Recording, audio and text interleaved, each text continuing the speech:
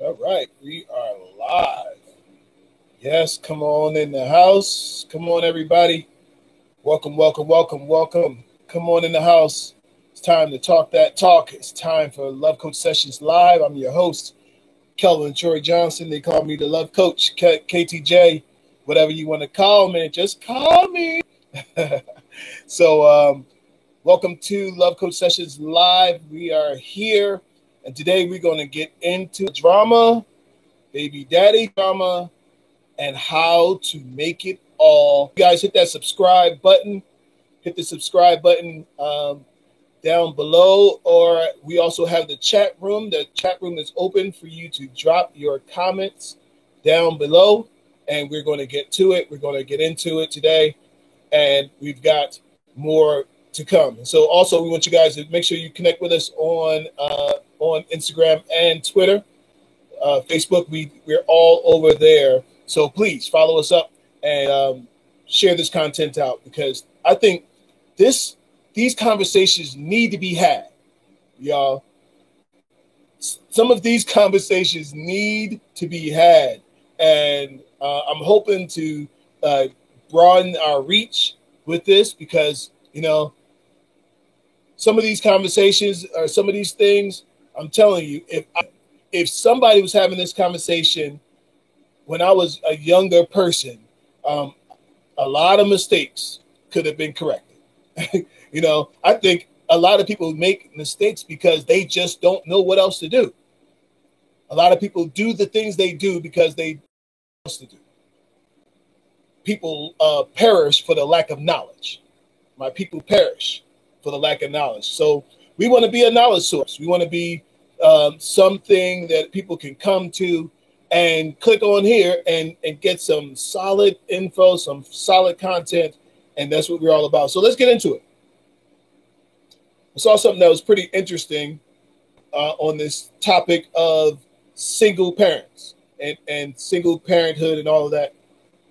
Of 11 million families with children under age 18 and no spouse present, the majority are single mothers, 8.5 of them, and 2.5 are single fathers. Married couples made up in this census. Married couples made up 68% of families under age 18, compared to 93% in 1950. So what that says is that if 68% of families that have children under the age of 18 are present, then that means there are 32% of all children that will come into this world, according to this census, and this census was taken in 2016. Can't wait to see the next one. 32% will be born to one-parent homes. 32%. Now, I don't know if you understand what a huge percentage that is, but that's huge. 32%, right? So that means that 32%, and according to this back then, it was 11 million baby mamas and baby daddies oftentimes in conflict, but having to work out a situation where there's a parent missing in the house. So how do you deal with this baby mama drama when it's going bad? How do you deal with baby daddy drama? Now, I can tell you guys, I usually don't put myself in some of these scenarios, but this is one that I'll attest to.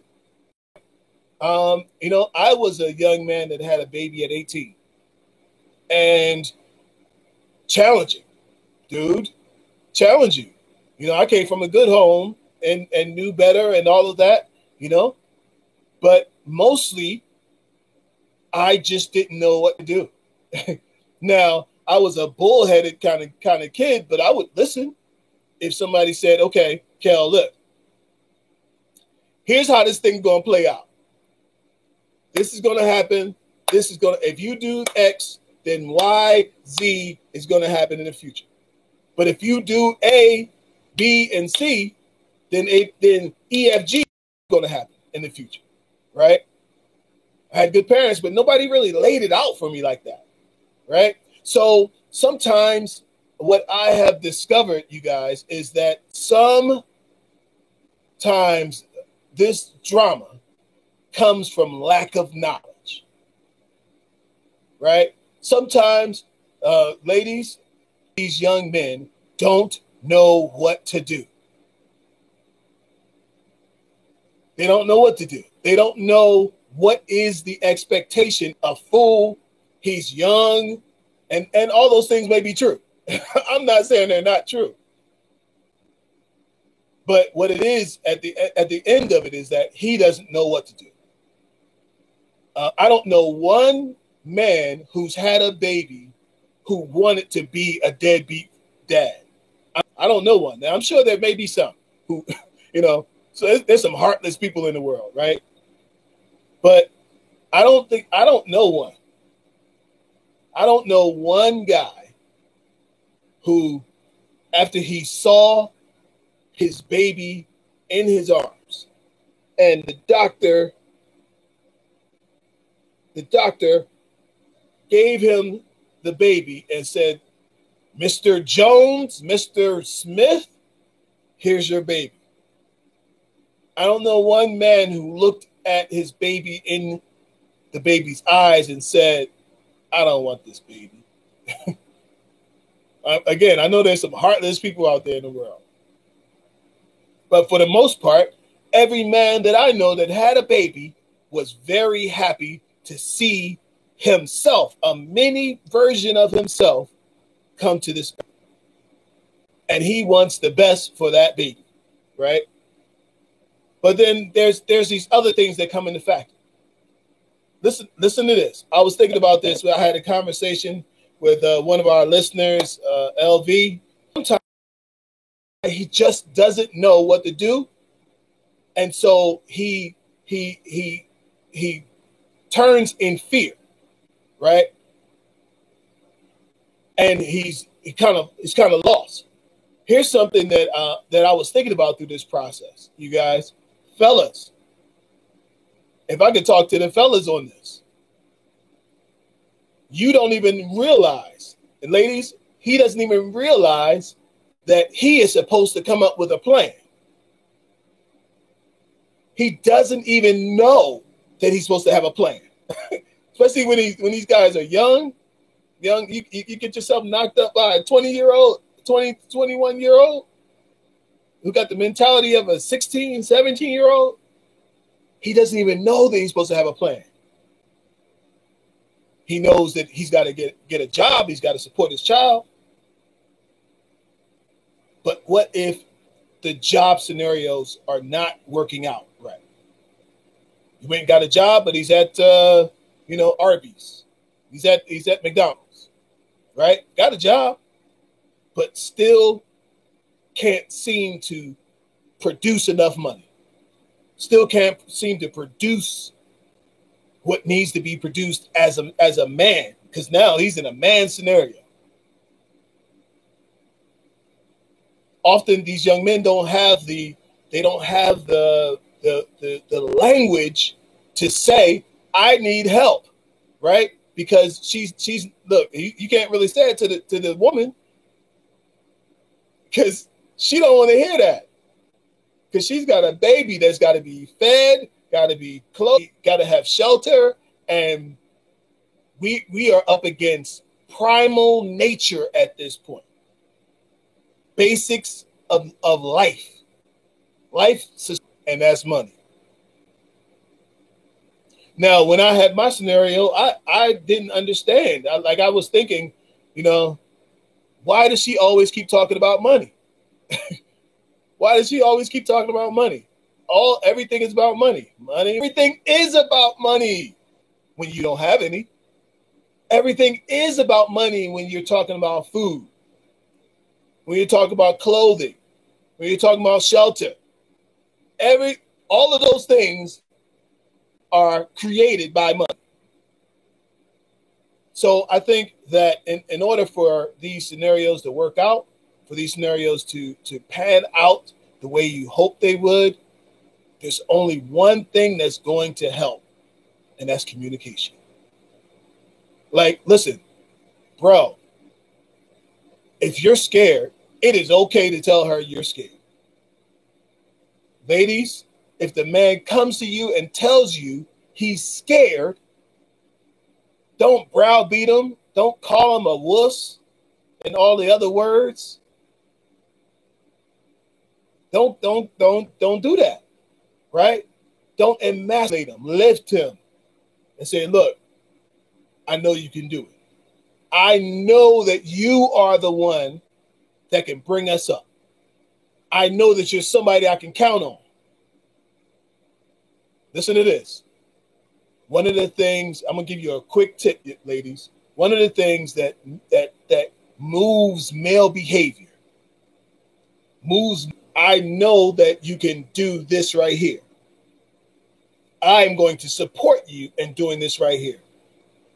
If you got some ideas on what we can do to get you right here, I'm with you. You need to make some phone calls, I'm going to make some phone calls. Matter of fact, I'm gonna call my Uncle Jeff and see if he can jump in and help you get this or that and the other thing. We are going to work on this as a team. Are you with me? And as a team, it's a lot harder to drop out of sight and drop out of the scenario if you're a part of a team. You say, look, see that little baby right there? That is your child who is going to grow up. Now, when that child grows up, how do you want this scenario to be painted out? Do you want to be involved in this scenario or not? And I'm telling you, you're going to regret this moment if you don't make the right choice. And so I can tell you, look, so there were some choices that I made that I regretted. Some choices. You know, my daughter is now 27 years old. We don't have the best relationship. Not the one that I would have liked. Right? It's not as smooth. You know, these things don't always wrap up in a bow. Right? Because if you're not there, you're not there. And the longer you are away, the harder it is to cement a relationship so that it's solid. Yeah, so I lived out of town. I lived out of state, and you know, had to send child support and all kinds of stuff. Child support didn't get in. Ended up coming back to the city, and for a court arrest. Yes, they told me you under arrest for child support. And I'm like, what? No, I can't be under arrest for child support because they take it out of my check. Because I called them and told them to take it out of my check, and they do. They said, well, I don't know, but stand up and turn around. Yes. And I know. Let me tell you something. I know what it sounds like and what it feels like to have that door closed. And you know, y'all know them old-fashioned holding cell jails with the with them iron bar, that bang, woo-wee. I felt that all the way in my spirit. I felt that in my spirit, Jack. And I said, look, let me call somebody. Let me call my mama, my daddy, call on Jesus. I gotta call somebody because I can't be going down there with the orange suit, especially after I've been paying. But that was my scenario. I was able to you know get some money up, and they let me go and try to investigate it. You know, and I don't think they ever did find my money. Paying child support from out of state is a whole different ball game. You're going from court to court. I don't know how easy it is now, but I can tell you, my daughter turned 18, and I got that yellow slip where I signed off. I got that yellow slip, that said you are done paying child support. Now, so guys, like I can tell you this, right? Here's the mentality about paying child support. This is a conversation that men have behind closed doors, behind off the scenes about paying child support. My thought, even though I was out of state, this was my thought about child support. I said, I don't have to pay child support to pay child support. I get to know that my money is paying for my child. Now, whether it actually was getting there or not, I can't control that. I know that I was sending money. I called the courts because, you know, when you live out of state, you could just not pay child support as long as you'll come to the state. They won't come get you, right? But I wanted to know that I was doing the right thing, and so I called the courts and put myself on child support. So now I get to pay, knowing that my child is taken care of.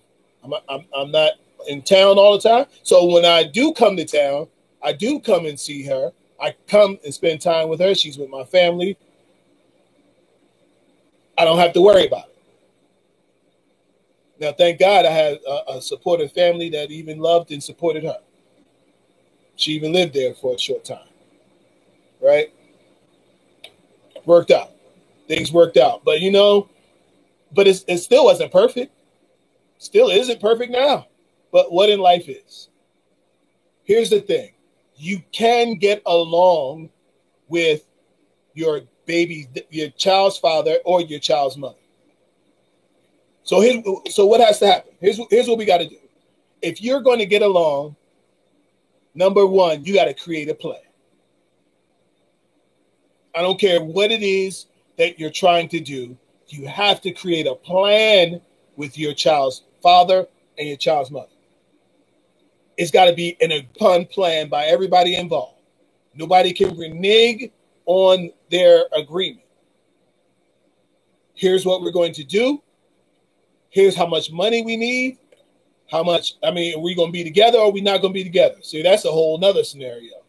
You know, because there's this idea that men often have that, you know, if I have a baby with her, I can go back there anytime. And women often allow him to come back anytime. And so even when he gets into a new relationship, 9:00 p.m., now we got a problem. Okay? So that could be part of the plan. Establishing, are we going to be in a relationship together? Because if not, here's what that's going to look like. I'm talking about everything. Put it all. Look, I'm going to be dating. I'm going to be seeing other people. He can say, I'm going to be seeing other people. Are we going to allow these people to be around our children? Yes or no? All of that, like all of it on the table, flat, plain. And you say, whatever it is, whatever it's going to be. Look, you can even bring all the other parties involved. Let's say she's got a husband, or he's got a girlfriend. Bring everybody to the table so that everybody gets along. And then the child sees that he or she has a village of people pulling for his success, not pulling away from him or punching at each other. It's all in the communication. It's all in the conversation. Maybe you might need to have, meetings, few meetings a year to discuss what's actually happening in the house, what's happening with the child. Whatever it may be, communication is the answer to it. Communication and a plan, and sticking to the plan. Somebody not sticking to the plan, we need to have another meeting. Out of court. They weren't there when it was made, and they shouldn't have to be there to make sure everybody do what they're supposed to do. If you were adults when you made them, keep that same energy and be an adult. But if you can't and you have to go to court, do what you got to do. Because everything, all of this is about the child. It's not about you. It's not about him. It's not about girlfriends and who did what and all of that. It's only about the child. So you want to keep it about the child. Because one day that child's going to grow up. And that child's going to learn how to manage conflict by what they saw in you. That child's going to learn how to talk to, that boy going to learn how to talk to women by how he heard his father talk to his mother. That girl, she's going to learn how to deal with men according to how mom talked to the man. Ladies, let him talk. Let him speak. Let him speak. Most men, if you let them speak and ask them questions and you get quiet while he's talking and listen for the information and not listening to respond, you'd be amazed as to what you can get out of it. And let him know, look, I support you. I need your support. I need you to support me, and I'm going to support you. We don't have to be together, but we need to be together for this child. Even as he's doing that, you say, look, you're the man of the situation. You play a major role in the leadership of this child's life. This child's going to do what he sees you do. If it's a boy, let him go with his father. Let him spend time with his father. Let him get to know his father. Let him learn what manhood is from his father. Now, whether you like him or not, that's a whole different subject. But a boy needs to understand the rules of the game from his father. I remember walking in Philadelphia one time. I took my kids to something in Philadelphia, and I was with my son, and he must have been probably like maybe 10 or 11 years old. And we were walking, and I noticed he started walking like I was walking. He looked me up and down, looked at how I walked, and he started walking the way I was walking. And I thought that was interesting because, we just together, and I didn't know he's paying attention to literally the way I walked, but he was literally paying attention to the way I walked. And I see him walking now, and he's got a little bit of that walk that I have. Now, for me, I created my walk y'all heard me talk about this before. I created my walk with me and my friends back in Bungalow Park in Jersey, when we decided that we didn't want to be a walking victim. So we learned how to walk so that we don't get picked on by the neighborhood hood rats and the neighborhood kids. But he didn't know that. My son didn't know that. All he knows is this is how daddy walks. Guess what? That it's the same thing. It's the same thing here. And look, let me ask you this. Dad, who are you patterning your walk after? I'm suggesting that you invest yourself and your life and walk like God would have you to walk. Walk in godly ways, in masculine ways, in investing in men. Allow women to go first. Men take care of business. Men do whatever needs to be done. Because he's going to do exactly what you do. Mom, the girl, she's going to learn from you. She's going to listen to you. She's going to absorb your energy. Sometimes it's not what you say. It's what your energy says. What your emotions are saying. You could be like, oh, I like him very much. And your daughter's like, I can hear that. I heard the sarcasm in that. So she gets that energy that men ain't. And that's how she carries her life. thinking that men ain't and she goes into this world not trusting, not feeling, hard and emotionless.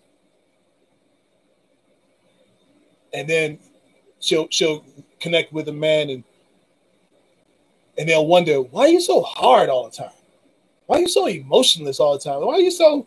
But she really wants to be connected. But she's learned not to show emotion, not to show feeling. Because that's the energy. Not even necessarily what mom said, but the energy that she received from interactions with mom. So, you guys, I think that this is a valuable conversation to be had. Have conversations. If you're in these baby daddy, baby mama situations and you needed a love coach session, look, hit me up and we can do it. We can make it happen. I can connect you with some of my therapists that are on my love coach team. If you need like deeper, you got deeper issues that go beyond just this. I don't do therapy. I used to do in-home counseling with moms and sons and all of that. And I'm not, that's not what I do. I don't do therapy anymore. I never did do therapy. Not a therapist, but I've got the friends who are the therapists. I'll send you to them and they can talk to you about all the issues that are deeply rooted that may be stopping you from connecting and finding the love that you. All right.